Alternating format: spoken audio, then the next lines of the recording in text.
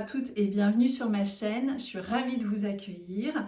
Alors cette semaine, on va parler de communication. Il n'y a pas longtemps, l'une d'entre vous m'a posé des questions sur la communication non violente.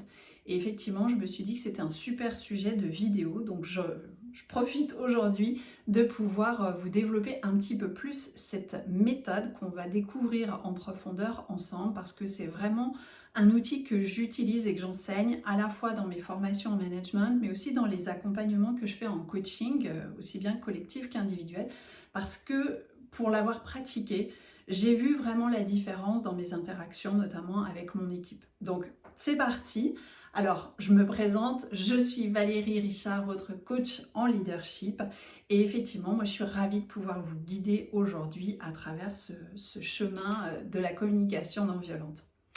Alors c'est parti. Peut-être déjà pour commencer, c'est de comprendre ce que c'est que cette communication non violente. Vous entendrez parler aussi parfois de CNV. Donc c'est une méthode qui a été développée il y a quelques années par Marshall Rosenberg et qui a pour objectif d'aider à résoudre les situations de tension, les relations conflictuelles et à apporter une certaine ouverture, de pouvoir communiquer avec bienveillance et empathie. Alors, le principe même, c'est de savoir reconnaître nos propres besoins, de pouvoir nous observer, de pouvoir identifier aussi ce qu'on ressent dans des situations qui peuvent créer de la tension encore une fois. Et une fois qu'on a eu cette phase d'observation, c'est d'être en capacité de formuler une demande précise à l'autre, à notre interlocuteur, pour que les choses se passent dans de meilleures conditions. Donc ça, je dirais, c'est la première partie.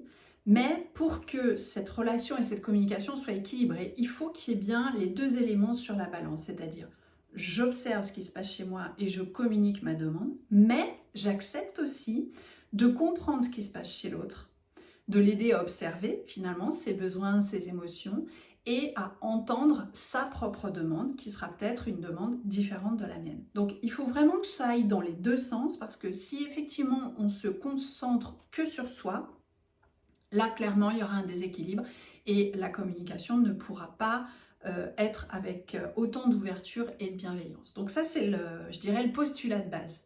Ensuite, on va essayer de communiquer en évitant les travers que beaucoup de personnes utilisent et qui font justement que souvent la communication est tendue.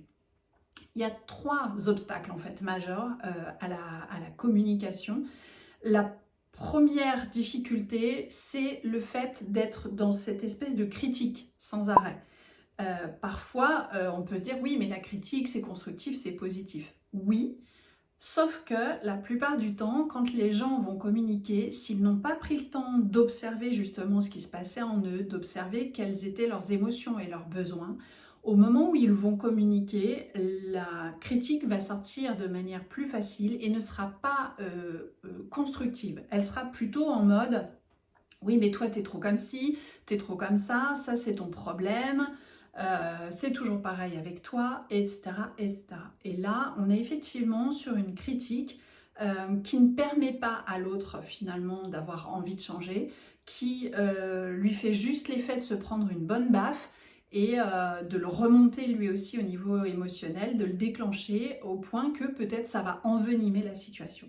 Donc ça, c'est le premier obstacle, c'est la critique. La deuxième, c'est le déni de responsabilisation, c'est-à-dire je cherche plutôt à montrer à l'autre en quoi il est responsable de cette situation tendue. Je ne me concentre pas d'abord sur moi. Donc ça peut donner quelque chose comme oui, mais en fait c'est pas de ma faute, c'est bien toi qui as fait telle ou telle chose et j'ai pas le choix que de venir t'en parler. Et là, effectivement, on est concentré sur l'autre et pas sur soi. Donc, on cherche à montrer à l'autre quelle est sa part de responsabilité en nous dédouanant complètement de la nôtre. Le troisième obstacle, ce sont les exigences. En fait, souvent, on a tendance à penser que parce qu'une personne n'a pas répondu à notre besoin, alors on est dans notre bon droit de venir formuler des exigences qui parfois ne sont pas au bon niveau.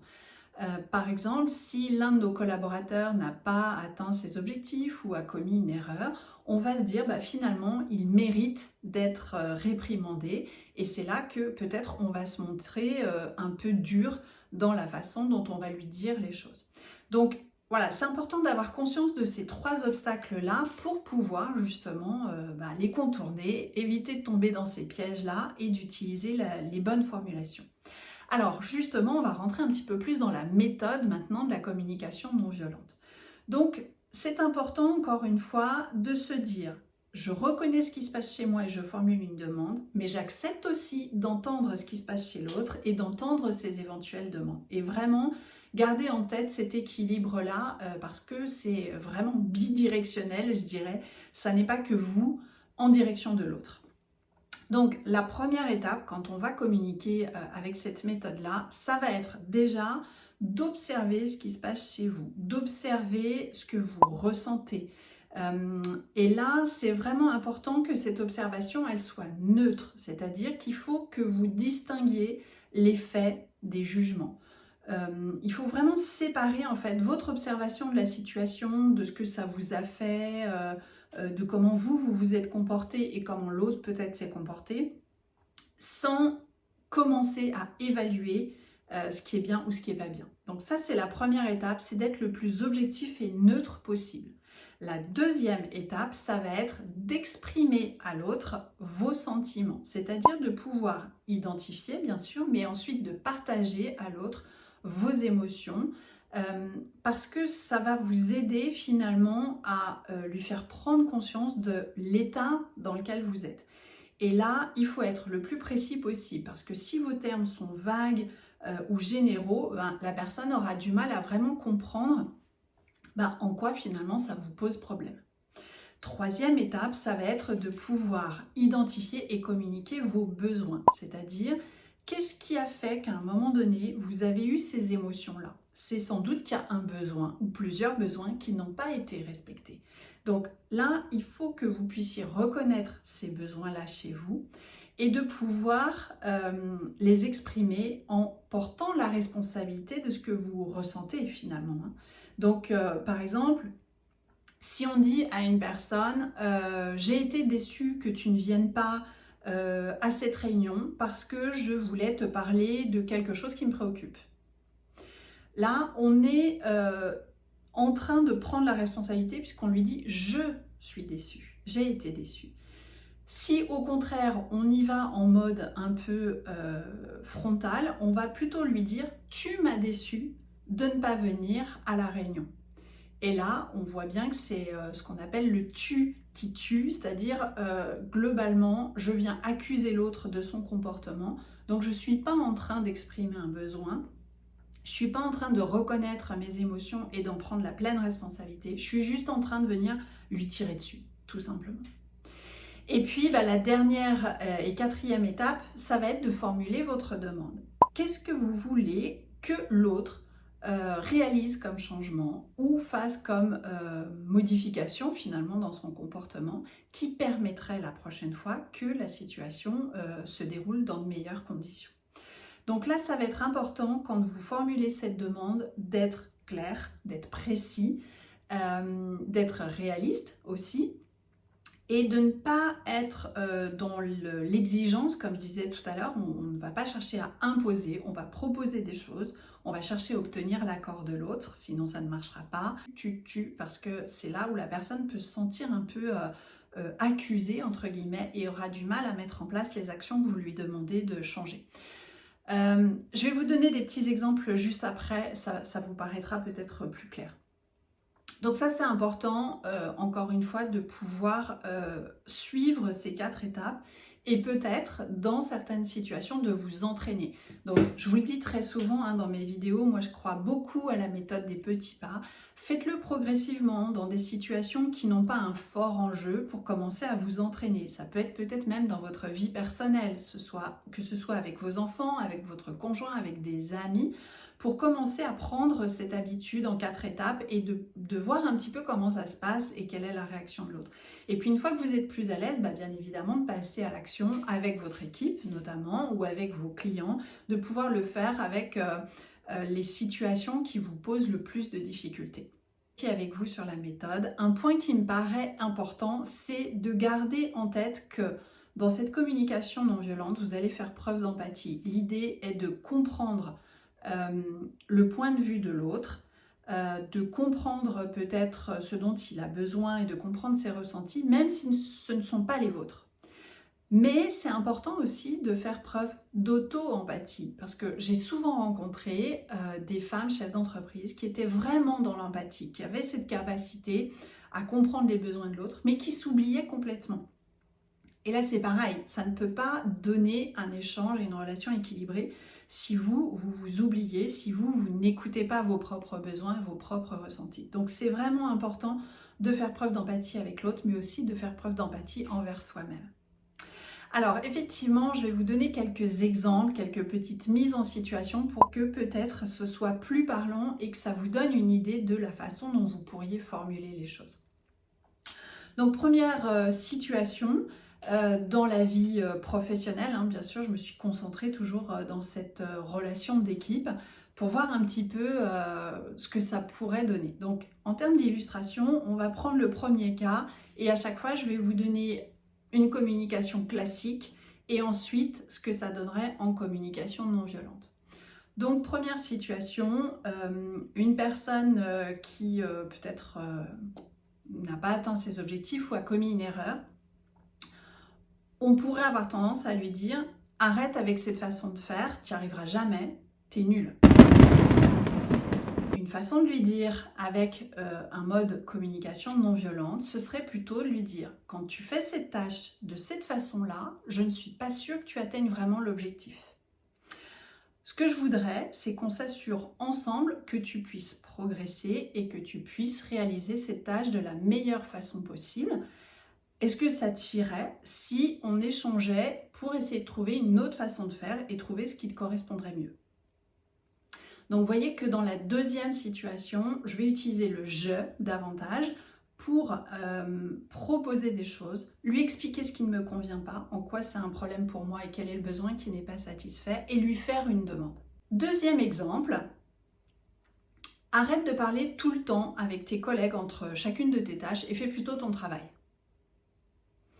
Si on utilise la communication non violente, on pourrait lui dire plutôt « Quand tu parles avec tes collègues entre chacune de tes tâches, moi, ça me déconcentre parce que je t'entends parler et je sais que ça déconcentre aussi tes collègues. Donc, on n'arrive pas à faire le travail dans le bon rythme et moi, j'ai vraiment besoin qu'on puisse rester concentré pour atteindre nos objectifs. Est-ce que ça t'irait de rassembler peut-être tes idées ou tes questions et puis de les poser un peu plus tard, en fin de matinée ou à la pause, à tes collègues ou à moi ? Donc là, on lui fait une proposition, on lui fait une demande pour que la personne puisse changer sa façon d'interagir avec ses collègues. Et puis, un dernier exemple que j'avais envie de vous donner, où là, on voit qu'il y a une sorte de manipulation, entre guillemets, dans l'utilisation des émotions. Donc ça pourrait être quelque chose que j'ai déjà entendu assez régulièrement en entreprise, quelque chose du type « Je suis vraiment contente quand vous vous impliquez en restant un peu plus tard le soir. » Sous-entendu, vous avez plutôt intérêt à faire des heures sup. Alors que si on utilise la communication non violente, on pourrait dire aux personnes « Je vous suis vraiment reconnaissante d'être restée plus tard tel soir pour répondre à la demande de ce client.